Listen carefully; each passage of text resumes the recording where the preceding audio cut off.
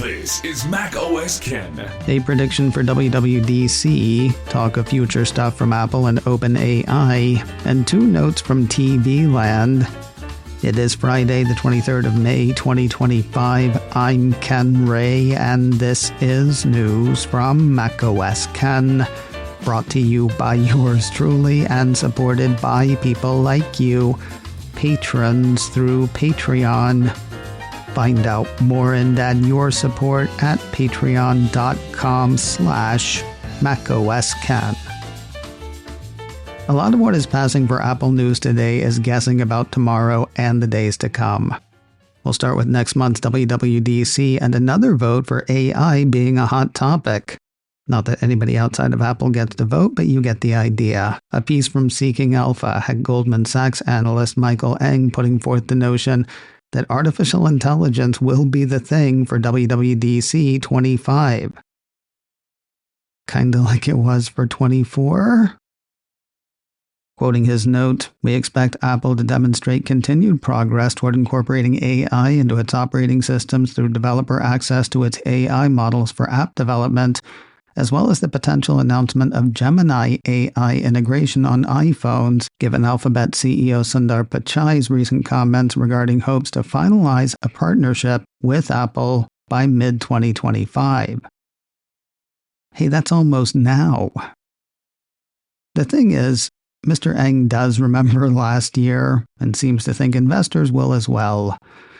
According to his note, he and his believe Apple will need to demonstrate further success with Apple Intelligence before investors are willing to underwrite it as a demand driver.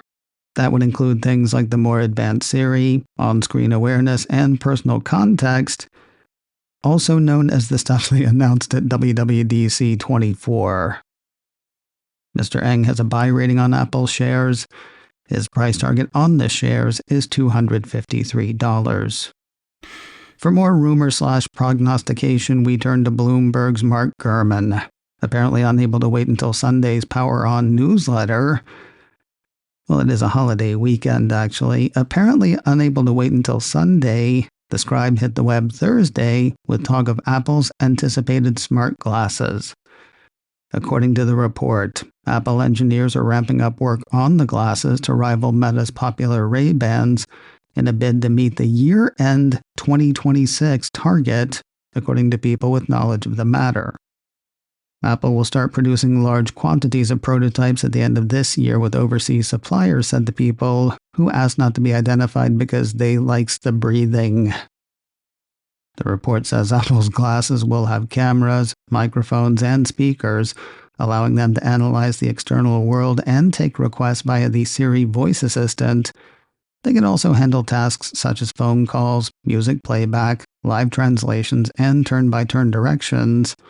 The approach would be similar to that of Meta's current glasses and upcoming devices running Alphabet's Android XR operating system. To be clear, these will be clear. Gurman says these would not be AR glasses. No heads-up display, it seems. While those are still said to be on Apple's radar, they remain years away, according to the piece. Of course, Gurman couldn't help mentioning the fresh competition coming from OpenAI, its purchase of the startup IO, and the hiring of IO co-founder Johnny Ive. The Bloomberg piece says OpenAI spent $6.5 billion on IO, with the goal of releasing a family of AI devices. Though those remain imaginary, we'll apparently not escape talking about them either. The Wall Street Journal had Ive and OpenAI lead Sam Altman teasing employees on what's ahead. And not teasing the employees, teasing what's ahead to employees.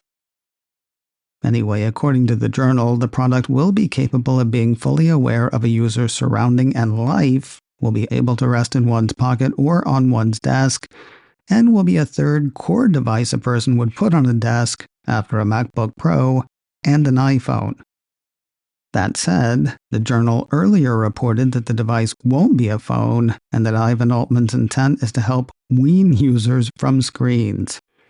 Altman said the device isn't a pair of glasses and that Ives had been skeptical about building something to wear on the body. The Wall Street Journal says OpenAI's Altman told staff that stealth will be important for the success of whatever they're making with Ives to avoid competitors copying the product before it is ready. Thing is, TF International analyst Ming-Chi Kuo doesn't work for OpenAI. He works for TF International. Despite having a perfectly good Medium account, young MC took to the hell site on Thursday, spilling what he says are details of whatever's on the way from OpenAI. According to the Analyst, whatever it is slightly larger than the AI Pin, with a form factor as compact and elegant as an iPod Shuffle. We are a long way from mass production, though. 2027 is when that's set to start, according to Ming-Chi Kuo, and design and specifications may change between now and then. While the Journal says Ives not into the wearable idea, the TF Internationalist says one of the intended use cases is wearing the device around the neck. Because who doesn't like the sound of that? He's also heard the no display thing. It will, it seems, have little in the way of power on its own. Ming-Chi Kuo says the doohickey is expected to connect to smartphones and PCs, utilizing their computing and display capabilities.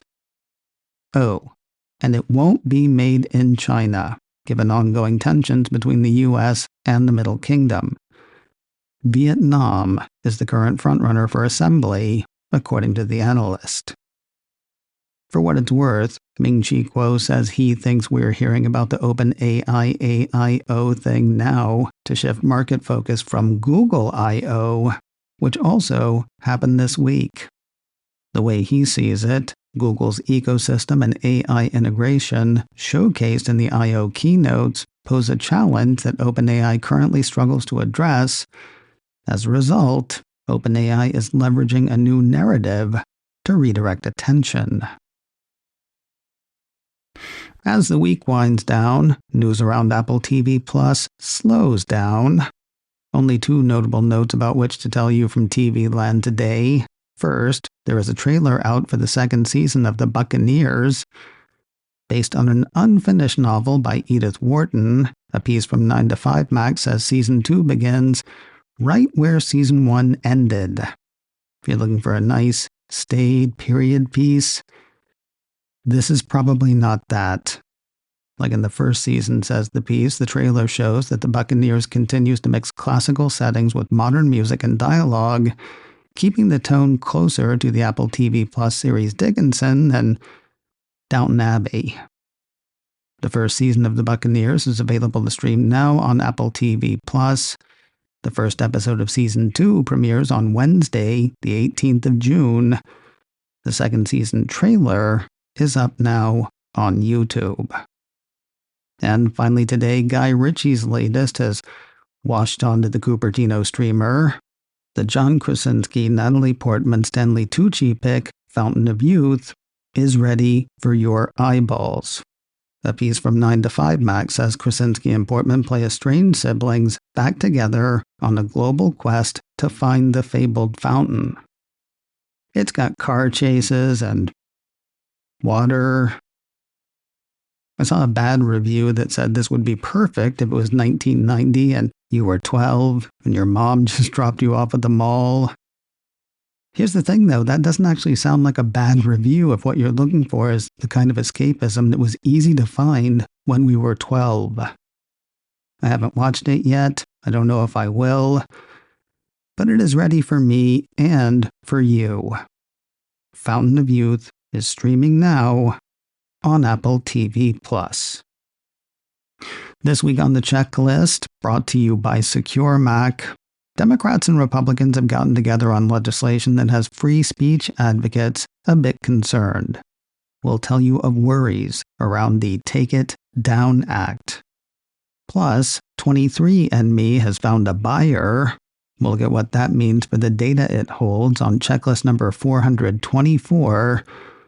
Find it today at securemac.com/checklist or wherever you get podcasts.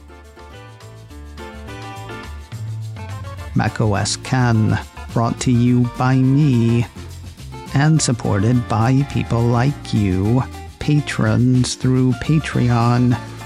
Find out more and add your support at patreon.com/macOSKen.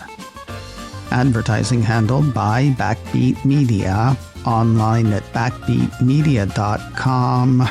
You can find me on Mastodon, macOSKen at mastodon.social. You can also send me an email, info@macosken.com. Until next time, that is news from macOS Ken. I'm Ken Ray.